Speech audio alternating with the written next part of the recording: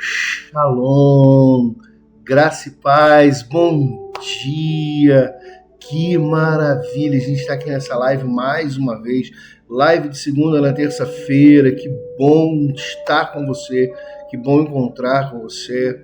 Eu quero falar com você essa semana vai sair pelo menos 3 conteúdos aqui no YouTube, vai ser muito legal. Nós vamos ter a live hoje, na terça-feira, que é a continuidade daquilo que viemos falando. Nós falamos sobre prisões não combinam com adoração, e aí nós falamos a primeira live, depois nós tivemos uma continuidade, uma live especial que Deus tocou no nosso coração, e hoje nós vamos completar o assunto falando sobre prisões de acomodação. Vou fazer um breve resumo para você já a respeito das lives anteriores, mas eu sugiro você ir no final do vídeo. Eu tenho deixado um cardzinho, aparece aí no alto do vídeo, eu não sei de que lado aparece, mas aparece, você pode clicar e você vai lá, é levado direto para outra live, é muito legal, e você poder assistir a sequência toda vai fazer muito bem para a sua vida. E essa semana ainda vai sair na sexta-feira uma outra live, na qual nós vamos estar falando sobre quem já pisou no Santo dos Santos, que é uma live sobre posicionamento e identidade, algo que Deus tem mexido no nosso coração. Eu tentei até fazer um vídeo curto, mas ficou muito incompleto, e o que Deus quer falar é uma coisa bem profunda. E na quarta-feira, dia 25, tem uma live mais que especial.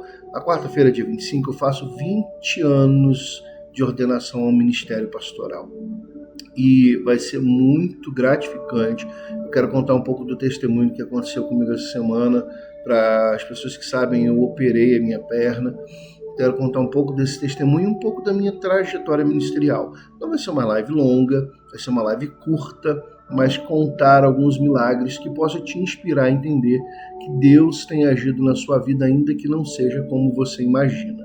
Amém? Mas eu quero orar por você nesse momento, sem mais delongas, em nome de Jesus. Pai, eu quero abençoar a vida deste meu irmão, desta minha irmã, deste meu amigo e minha amiga que estão nos acompanhando nessa live.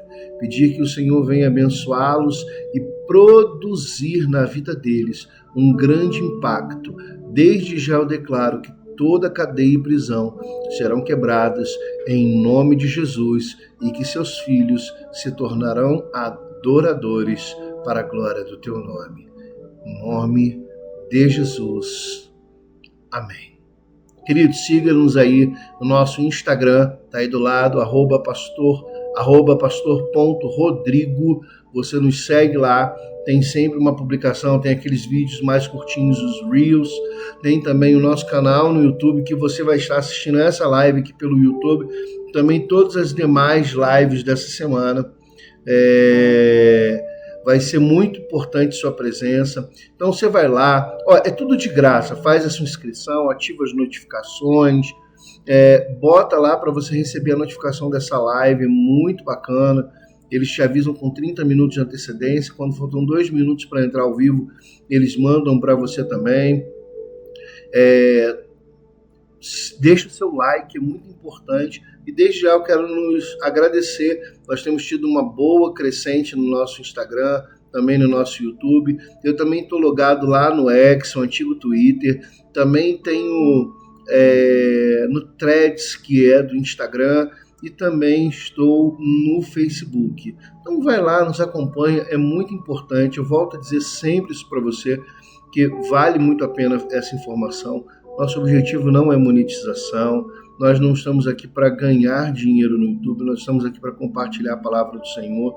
Eu falei com vocês, eu nem tinha mais a intenção de fazer as lives devido às dificuldades, mas aprove Deus que tocou no coração de uma pessoa a nos presentear com o notebook para que a gente pudesse fazer esse trabalho.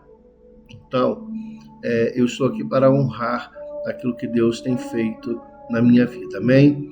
Bom, voltando aqui para nós, eu quero compartilhar de um texto com vocês, um texto que ele é muito comum de se ouvir às vezes na igreja. Muitos são chamados, poucos escolhidos. Mas nós queremos falar a respeito das prisões de acomodação. E trazer um pouco de contexto para esse texto, né? Talvez ele não seja exatamente aquilo que você está acostumado a ouvir. Claro que a Bíblia, ela nos permite aplicações e até mesmo conjecturas, mas para que a gente possa compreender as prisões de acomodação, nós queremos falar acerca do que significa especialmente esse texto. Então eu te convido aí comigo, Mateus, capítulo de número 22, Mateus, capítulo de número 22, nós vamos ler do versículo 9 ao versículo 14, ok? Eu vou aqui estar passando esse texto para você poder acompanhá-lo em nome de Jesus. E diz assim, ó: e depois às saídas dos caminhos e convidai para as bodas todos quando encontrardes. E os servos, saindo pelo caminho, ajuntaram todos quanto encontraram, tanto maus quanto bons, e a festa nupcial foi cheia de convidados.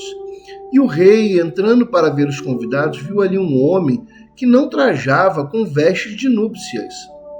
E disse-lhe: amigo, como entrastes aqui não tendo veste nupcial? E ele emudeceu. Disse então o rei a seus servos: amarrai-o de pés e mãos, levai-o e lançai nas trevas exteriores. Ali haverá pranto e ranger de dentes, porque muitos são chamados e poucos os escolhidos. Amém? Queridos, texto famoso, muitos são chamados, poucos são escolhidos. Texto que a gente ouve muito, né? Às vezes, quem tem hábito aí de frequentar a igreja, né? Quem já frequenta a igreja há muitos anos já ouviu certamente que muitos são chamados, poucos são escolhidos, mas nós queremos aqui dar um pouco de contexto a essa história e também, além de dar o contexto, falar sobre uma prisão de acomodação que está aí inclusa no texto. Para a gente entender, fazer um breve resumo desse texto para você. Aquele senhor, né, ele representa o próprio Deus.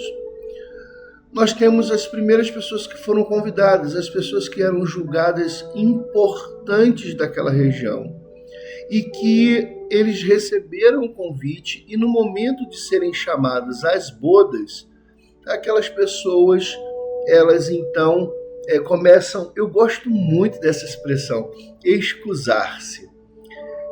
O texto diz que elas começam a excusar-se. Excusar-se, ele pode ser interpretado por dar desculpas, evitar, mas a melhor tradução do grego é que eles começaram a escorregar. Dá aquele famoso migué que a gente ouve hoje em dia, fugir da situação.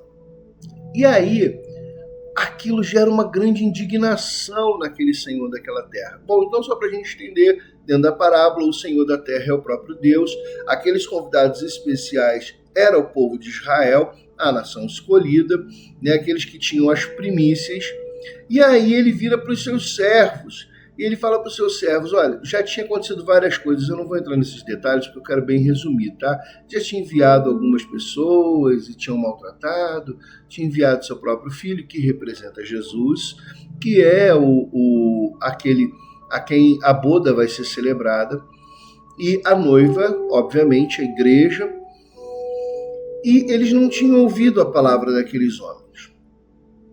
Então, ele vira para os seus servos e fala assim: vamos fazer o seguinte, sai por todos os caminhos, por todo lugar. Ali, quando a gente ouve falados, a nossa interpretação cultural brasileira, a gente pensa em comunidades, a gente pensa em lugares de um acesso não muito legal. Não tem nada a ver. Ele se refere à questão dos tamanhos das cidades, né? Cidades maiores, vilas, cidades menores, vilarejos, né? E assim por diante.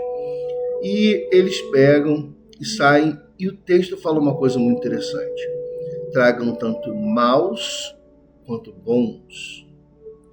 O que está trazendo para a gente aqui é que o Senhor daquela terra, que estava fazendo as bodas para o seu filho, ele estava disposto a receber todo tipo de pessoa.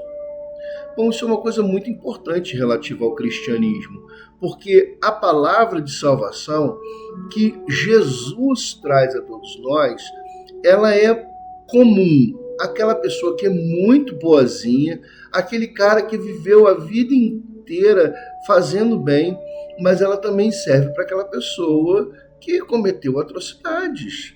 Né? Uma vez eu estava conversando com um rapaz, isso tem muitos anos, cortava cabelo lá no Rio de Janeiro, no salão do meu amigo Jorge Seabra, e o rapaz falou assim: eu vou para o céu.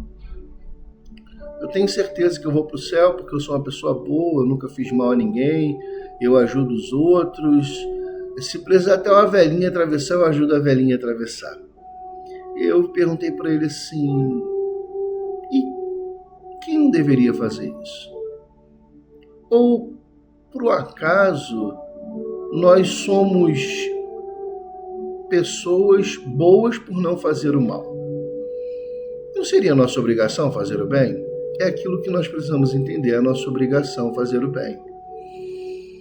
Então, a salvação, ela não vem porque eu, pastor Rodrigo de Almeida, tenho méritos nisso, porque eu sou pastor, Deus me ama, de maneira nenhuma. A graça ela é dada a todos igualmente, e nós precisamos compreender essa graça, porque é essa graça que nos basta, e é ela que nós precisamos para as nossas vidas. Então aquele Senhor que é o próprio Deus, ele oferece então a salvação, já que aquelas pessoas ilustres a que ele tinha convidado, eles recusaram a salvação, ele oferece agora a todo mundo, né, a entrar nas bodas. E aí ele vai passar a revista naquelas bodas. Né? Ele entra nas bodas, sabe se está tudo ok, e quando ele entra, ele olha e vê um homem que ele não trajava vestes nupciais. Observa que o texto ele não diz se a pessoa era boa, se a pessoa era má. Ela diz que a pessoa estava inadequada para aquele momento, porque ela não trajava vestes nupciais. É o mesmo que você pensar que você está indo para um casamento hoje e você resolve botar uma bermudinha de tectel e uma camisetinha regata e ir para o casamento. E aquela veste não é adequada para a cerimônia que você está indo. E aí, o texto vai continuar nos dizendo que ele pega e pergunta para aquele homem: por que você não colocou vestes nupciais? E aquele homem se cala. Aqui existe uma questão que a tradução do grego vai ajudar um pouco para a gente, que esse se calar não é simplesmente não falar nada, é fazer descaso. Ele não levou em consideração a pergunta do homem, é como se ele não fizesse caso de quem o estava perguntando, de que aquele homem era o dono da festa. Então ele não estava nem aí, essa é a melhor expressão, não estava nem aí para o assunto. Então, o que ele faz? Ele pega, manda que os servos dele, então, mostrando a sua autoridade, mostrando quem ele era naquela festa, era o dono da festa, ele manda que seus servos peguem aquele homem, amarrasse de pés e mãos e lançar nas trevas exteriores. Bom, primeiro, uma outra coisa que a gente precisa entender é que ele está dizendo que está jogando, né, aos leões. Não é nada disso. Está jogando pro lado de fora, e as bodas já estavam, normalmente elas corriam o dia inteiro, e aí já era mais tarde, né, quando o noivo e a noiva se encontram, a noite já havia caído e as trevas exteriores ali nada mais é do que colocar para fora de noite, né? Ou seja, o homem teve o dia inteiro para se arrumar. E isso é uma coisa muito importante. Quanto tempo nós temos para poder receber essa palavra de salvação, e às vezes não estamos de maneira adequada a recebê-la, né? A estarmos no lugar onde estamos. E aí aqueles homens lançam fora, no lugar onde há prantos, choro e ranger de dente, ou pranto, como é o texto, e obviamente faz uma alusão ao inferno, mas não era sobre isso que o texto estava falando ali, especificamente na parábola, está falando de jogar à noite e a pessoa fica triste porque não participou das bodas. Mas sim, é uma paráfrase sobre Deus, Jesus que é o noivo, a festa do casamento entre o noivo e a noiva, e aqueles que não estão adequados serem lançados nas trevas exteriores, né, perdendo a sua salvação, indo para um lugar de perdição. E aí ele vai falar a célere frase, porque muitos são chamados, mas poucos os escolhidos. E aí é uma coisa muito curiosa. Por que aquele senhor da festa ele não sai pela festa para fazer um unidunité e saber quem ele vai escolher para ficar e quem ele vai escolher para jogar fora? Há um critério. E observe, eu vou trazer isso de uma maneira muito simples para você. A gente chega no mercado, eu, por exemplo, chego no mercado, se eu for comprar um biscoito, uma bolacha, como diz aqui em Minas Gerais, eu não pego aqueles pacotes que estão à frente. Normalmente, o pacote que está na frente, alguém já deixou cair, vai estar quebrado, vai estar amassado. Normalmente o que eu faço? Eu tiro o primeiro, tiro o segundo, vou pegar o lá de trás. Por quê? Porque eles estão mais inteiros. Estão mais inteiros. Sabe uma outra coisa que eu faço? Desodorante. Vou comprar desodorante, eu nunca pego o frasco que está à frente. Observa isso, querido. Você pega o frasco que está na frente, sacode ele, sente o peso do que está lá atrás. As pessoas têm por hábito de, especialmente se for aerosol, de passar, experimentar para poder sentir o cheiro. É errado. Mas as pessoas fazem. Então eu pego aqueles que estão por trás. E veja bem, todos os aerosóis ou biscoitos, aerosóis desodorantes, né, ou biscoitos, bolachas, eles não estão na prateleira. Eles não estão à disposição. Mas eu não escolho qualquer um. Quem diz para mim que deve ser escolhido é o próprio frasco, é a própria embalagem. Se a embalagem não estiver danificada, se o frasco não estiver vazio. Quando o texto nos fala que muitos são chamados, poucos são escolhidos, ele nos garantiu anteriormente que o Senhor daquela festa chamou a todos. Mas quem se faz escolhido é aquele que não se acomoda na situação. Tanto maus quanto bons, os homens que apareceram na festa mudaram as suas vestes. Eles estavam desejosos por mudança. Eles estavam interessados em fazer e viver coisas diferentes. Mas aquele que estava ali, e nós vemos no texto que ele emudeceu, e eu disse para você que no grego a ideia da palavra é que ele não fez caso daquele senhor, explica muito para a gente a atitude daquele homem, ele não estava interessado em mudanças. Deixa eu falar uma coisa para você. O evangelho, ele é um chamado à mudança. Eu não sei qual é a vida que você está vivendo, a vida que você deseja viver. Eu não sei se você é crente, se você não é, e eu não estou aqui para julgar isso. Mas eu estou aqui para perguntar se você não tem esse pensamento de que muitas vezes nós estamos acomodados. Isso é uma prisão na nossa vida. Certa vez eu conheço essa história, alguém me perguntou assim, mas o crente não é livre porque não pode beber. E aí a pessoa perguntou assim, e você se diverte sem bebida? Não, tem que tomar umas para poder me divertir. E aí o crente respondeu para ele, claro, isso é uma história longa, tá? O crente responde para ele, eu consigo me divertir sem precisar beber. Eu sou livre, você está preso à bebida. O evangelho propõe mudanças, ele não propõe prisão. Mas por que às vezes nos aprisionamos? Porque estamos acomodados. Aquele homem, ele vai à festa, ele foi convidado à festa, ali representa a mim e a você, que fomos convidados à festa, que fomos convidados à boda do Senhor, mas decidiu não trajar vestes nupciais. Ele decidiu manter o status quo que ele tinha. Talvez ele se julgasse muito importante. Talvez ele se julgasse sem nenhum valor. Eu não sei se hoje você acha que você é importante demais para o Evangelho. Eu também não sei se nesse momento em que você está ouvindo essa palavra, você deve estar pensando que Deus não está pensando em você. Ele não está olhando a sua luta ou a sua dor, mas eu quero dizer, o Senhor continua passando e esperando que nós nos coloquemos na posição de sermos escolhidos. Querido, preste atenção. Eu escolho uma bolacha lá atrás, mas para pegar uma bolacha inteira. Por que nós esperamos que Deus venha escolher os seus filhos de qualquer maneira?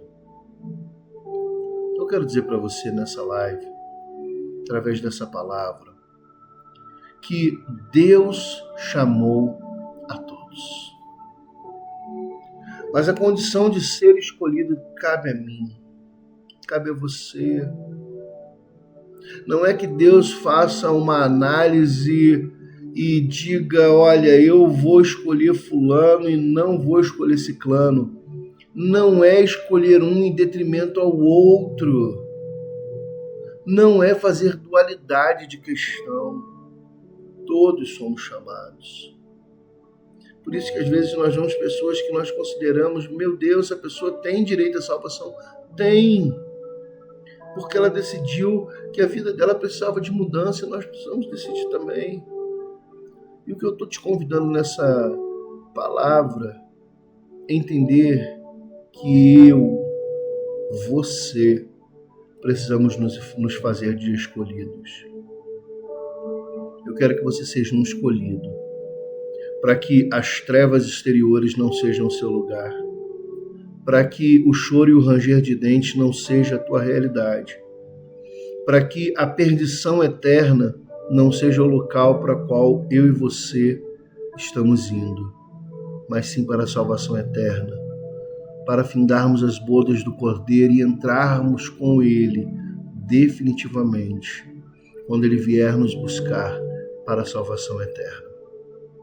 Então o que eu quero dizer para você através dessa palavra, deixe as prisões de acomodação. Só você sabe o que tem acomodado a sua vida. Aonde você está achando que está tudo tranquilo, sabe?